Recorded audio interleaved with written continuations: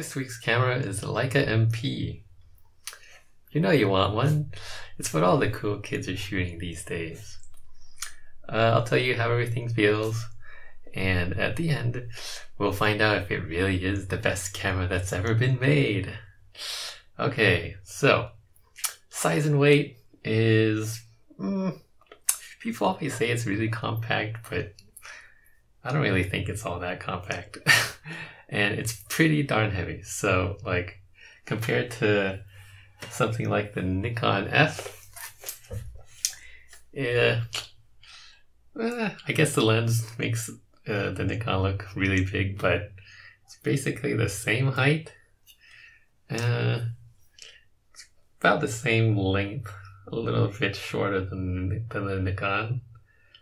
And it's about the same depth, really, if you sort of like ignore the long lens on it. So the Nikon has the hump, I guess, and a little bit thicker because of the mirror box, but you know, the Leica M is basically a professional camera size. It's not really what I would call a compact everyday carry sort of a camera.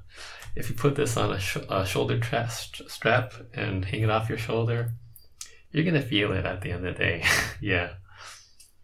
So yeah, I don't really think of this as a compact camera or anything like that. Grip wise, it's, you know, gripless like all the classic cameras. The earlier cameras, they used to have a self-timer, but everything after the M6 has just the battery compartment there, which is a little bit more comfortable. The self-timer is sort of bumpy. If you can get a M2 that doesn't have a self-timer, that would be my recommendation for a classic M. If you wanted one that didn't have a meter. Yeah, okay, anyhow, so the shutter, people always say the shutter is really great, and it is. Let's listen to it. Here it is at 1,000th of a second. Ugh, didn't advance it. Okay, here it is at 1,000. Here it is at 500ths of a second. 2/50ths. Basically the same.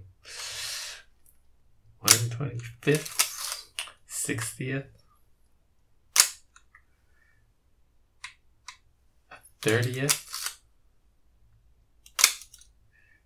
Could you hear the slow speed escapement right there?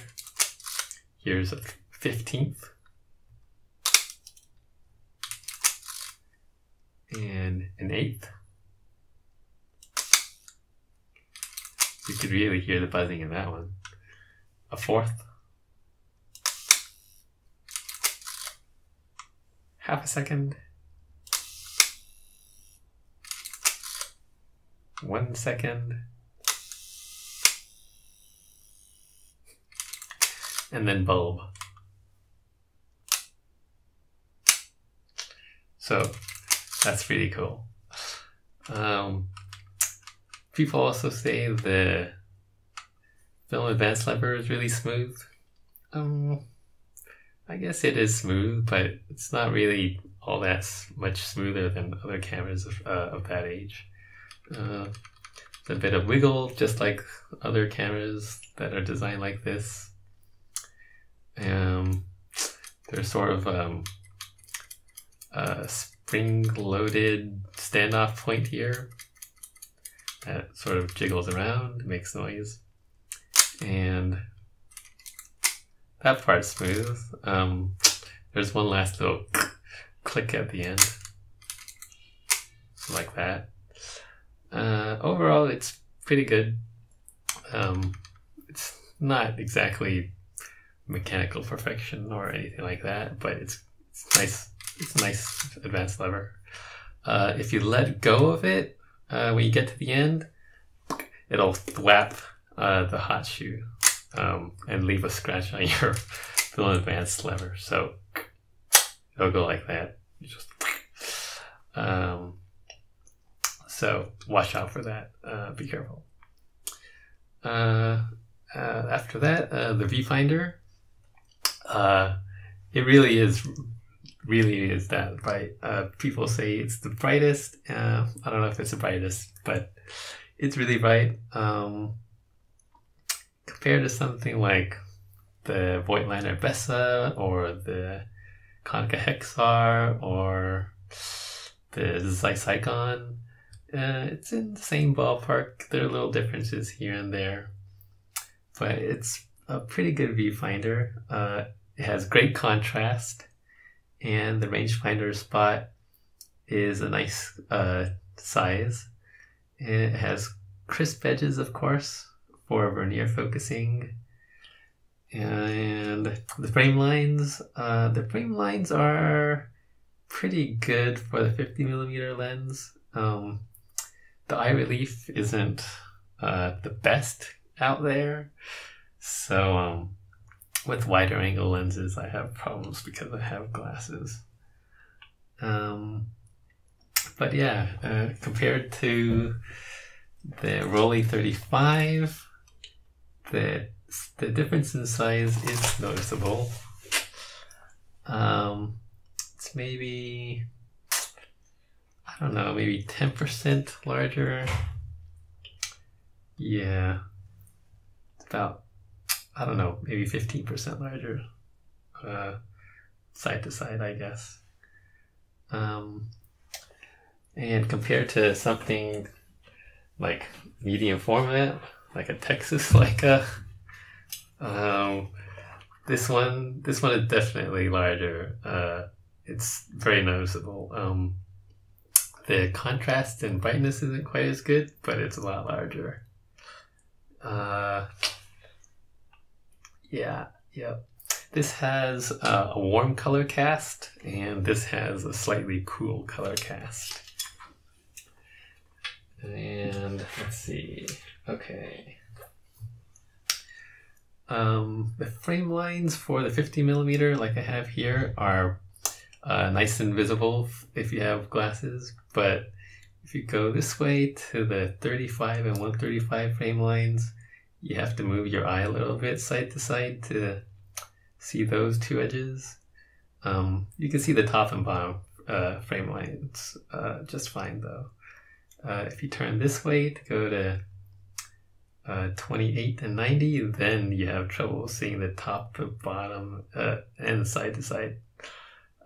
So if you wear glasses and you want to shoot 28 or 35mm lenses, I would recommend getting the low magnification 0.58 viewfinder. Either that or get the Zeiss Ikon, which has better eye relief, or the Konica Hexar RF, which has a 0.6 magnification viewfinder, or the Voigtländer Bessa R4, which is 0.5. The Frameline preview lever has like a really nice spring-loaded feel to it. Has a nice click to it when the frame lines move into place. And it's a lot of fun just doing that, looking in the viewfinder. So whatever. After that, you have the film rewind lever. So press it like that, and you can sort of, it's kind of weird how you can sort of move it back this way a little bit, but then when you go back to press it back and forth, it doesn't move after that. But you know, whatever. You can press it back up and it sort of snaps into place again. And the rewind knob itself pulls up nice, has a nice pop, and after that you can just wind it like that. It sort of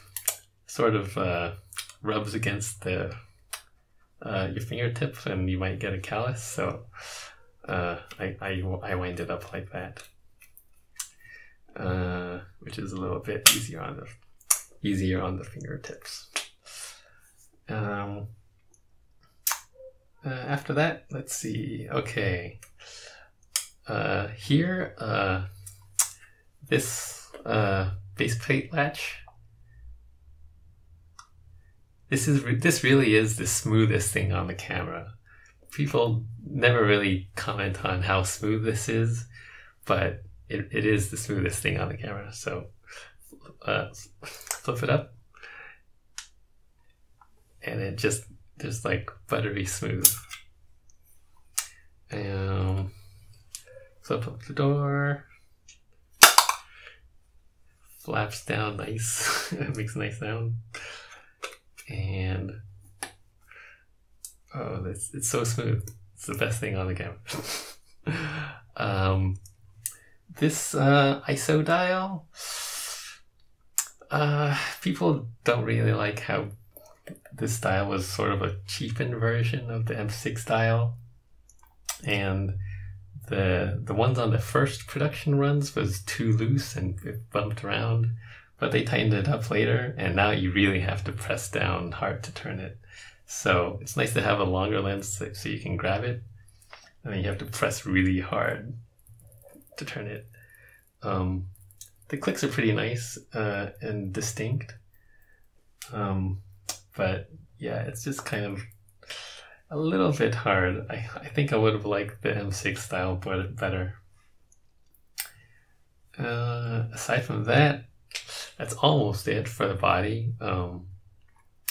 I used to have a Leica 35mm Summicron ASP, but the bokeh could be pretty harsh and onion ringy when the lens was wide open and close up. So I just sort of sold it. Plus the frame lines weren't the nicest since I wear glasses, so I went for a 50mm after I sold that. So this is the Zeiss, the Carl Zeiss 50mm Planar ZM, and it's really nice build quality. The aperture ring is very precise and crisp, and it's pretty firm. It's neither too easy nor too hard to change the aperture, and it's not quite as refined feeling as a M Hexagon, but it's up there. It's a little bit better than the Summicron ASP that I used to have. The focusing ring is really nice and well dampened, very smooth, and the Summicron ASP, that had a much lighter feel to it that I didn't like a whole lot, so I like how this is a little firmer feeling. And one of the nicer things about the focusing is that if you go like, if you're just holding the camera normal, and then you pull it so that your index finger is at like a right angle, it'll like basically focus at 1.2 meters, which is like really well thought through. The Zeiss designers knew what they were doing when they designed this lens. So a very nice, thoughtful feature.